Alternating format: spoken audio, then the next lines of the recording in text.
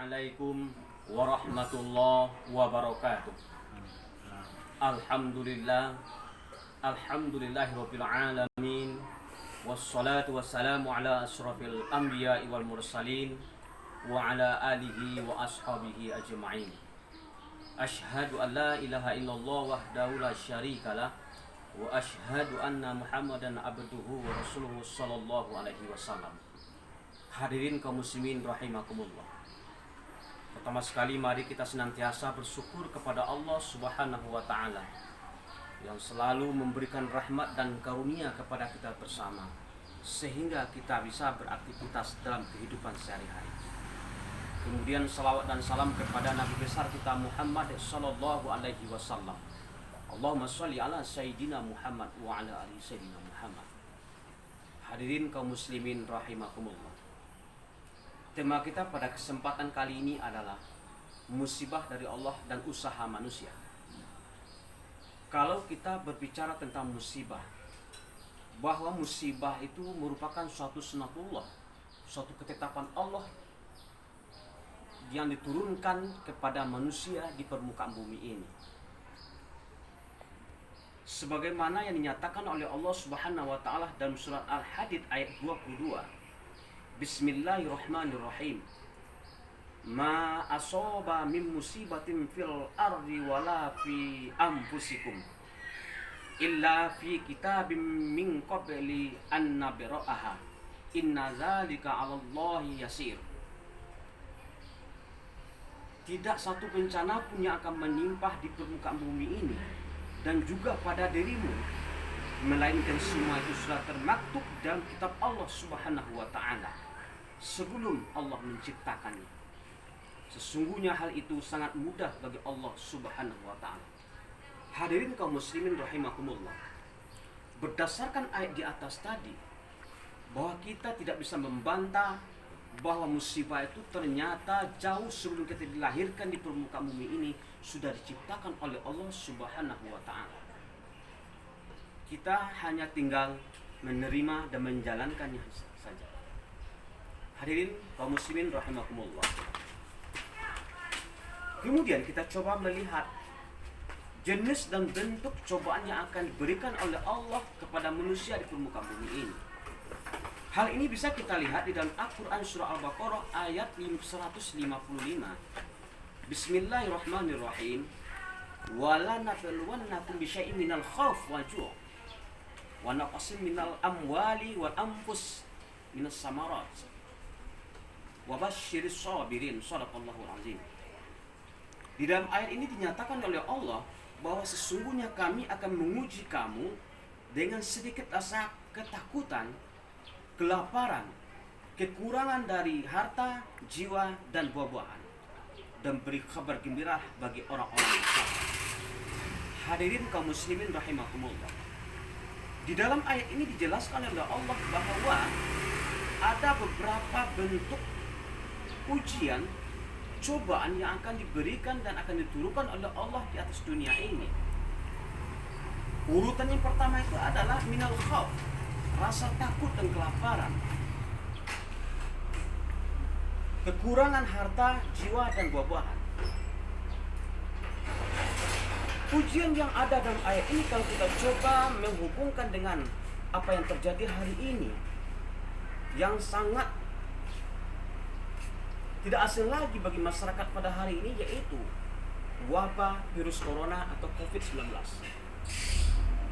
Di mana dampak dari virus yang muncul di dunia ini, yang melanda negeri kita ini, itu akan membuat masyarakat dihantui oleh ketakutan, diselimuti oleh rasa kecemasan, dan lain sebagainya. Walaupun dalam ayat itu tidak nyatakan bahasa corona atau COVID, tetapi kita bisa mengkiaskan bahwa, menghubungkannya bahwa bentuk atau dampak dari virus corona yang diturunkan oleh Allah itu adalah khauf, rasa ketakutan yang sangat luar biasa, dan juga akan mengakibatkan kekurangan harta, jiwa, dan buah-buahan. Kenapa bisa terjadi ini? Karena saking takut dan cemasnya masyarakat hari ini dengan adanya virus corona, mereka tidak bebas untuk beraktivitas keluar, tidak bebas untuk mencari nafkah keluar. Nah, mereka dia Hadirin kaum muslimin rahimakumullah. Ini jenis cobaan yang akan diberikan oleh Allah kepada manusia. Walaupun demikian, ayat menyatakan, Allah menjelaskan bahwa musibah jauh-jauh hari sudah diciptakan oleh Allah, dan ujian itu nyata-nyata akan diberikan oleh Allah kepada manusia. Dan kita jangan pernah suuzon, jangan pernah bersangka kepada Allah Subhanahu wa taala bahwa Allah menurunkan ini, bahwa Allah menciptakan ini, tentu ada hikmah dan manfaatnya di balik hal itu. Coba kita buktikan kaum muslim. Di dalam surah Al-Ankabut ayat 2, Allah mengatakan, ahasiban nasu ayyusraku ayyakulu amanna wahum la yuftanun. Ayat ini menjelaskan apakah mereka dibiarkan begitu saja dengan mengucapkan saya beriman dengan Allah sementara mereka belum berikan ujian. Jadi berdasarkan ayat ini Allah menegaskan bahwa wabah virus corona diturunkan Allah kepada kita dalam rangka untuk menguji dan melihat potensi keimanan seseorang, sejauh mana keimanan dan ketakwaan yang dimiliki oleh manusia tersebut, dan juga untuk melihat sejauh mana apakah keimanan yang dimiliki itu sudah paripurna atau bagaimana. Jadi intinya ayat ini menjelaskan bahwa wabah, musibah, bencana yang diberikan oleh Allah di atas dunia ini adalah dalam rangka untuk mentes, menguji tingkat kemampuan keimanan dan ketakwaan manusia kepada Allah Subhanahu wa taala. Karena belum cukup kita mengucapkan kalimat amanna billah, tidak cukup. Sebelum diuji oleh Allah, maka di saat diuji oleh Allah, disitulah kita lihat kejujuran seorang hamba. Apakah dia sudah memiliki iman sesuai dengan apa yang diucapkan dalam kehidupan sehari-hari. Hadirin kaum muslimin yang rahimakumullah. Oleh karena itu, karena musibah sudah jelas diciptakan Allah, akan diberikan oleh Allah kepada manusia, tujuannya adalah untuk menguji keimanan dan tingkat ketakwaan seseorang. Maka kita sebagai manusia, apa yang perlu kita lakukan dalam menyikapi persoalan seperti ini?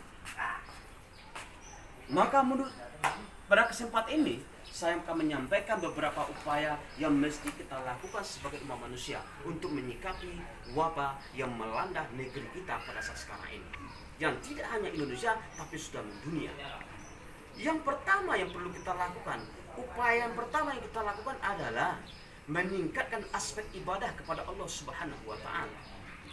Karena ketika seseorang meningkatkan keimanan dan ketakwaan yang dibuktikan dengan ibadah kepada Allah Subhanahu wa taala, Allah memberikan janji yang luar biasa di balik itu.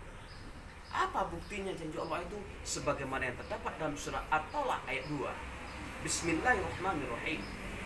Wa may yattaqillah yaj'al lahu makhraja wa yarzuqhu min haitsu la yahtasib.